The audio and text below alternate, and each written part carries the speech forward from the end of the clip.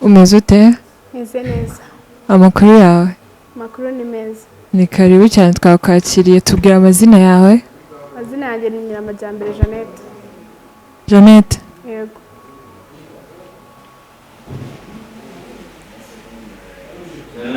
Karame.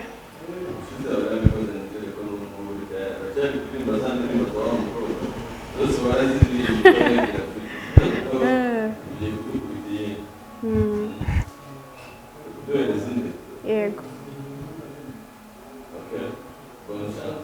Merci. Come give me love, make you my ready. My strong meditation, gani wowe. Call your life to me, baby, come away. Di inshuti nyanshuti mamagara, be on my way. Nujye wicuza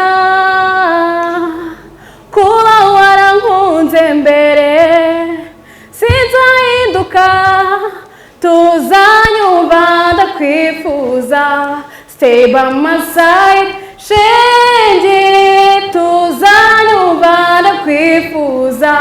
Sinahinduka shenge tuzanyumva ndakwifuza.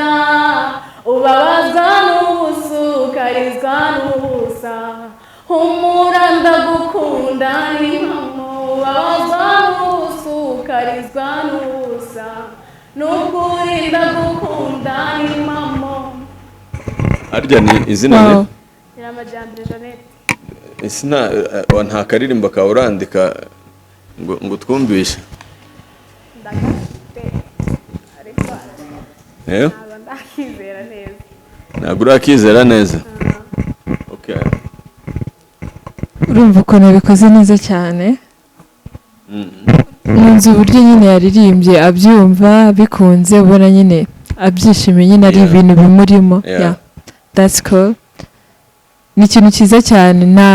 Ntago ndi bujye kure y'ibintu byinshi, gusa navuga yego kuri ngewe kuko wabikoze neza kandi courage. Yeah. Ngewe ikintu nakunze kuri wowe, uburyo outfit, uburyo ugaragara. Arasa neza cyane. Arasa neza. Ikindi kandi ubu ngubu ugiye mu 10 ba mbere, sibyo? Mwari muri 22 ugiye mu 10 ba mbere. Nizere ko imyitozo ugiye kurushaho kuyikora kugira ngo muri aba 10 ba mbere uzajye muri top 5. Ko ubu ngubu muri kujya ahantu hakomeye. Niyo mpamvu uyu nguyu nimba kwemeye umenye ko ufite potential. Sawa. Amahirwe masa kabisa.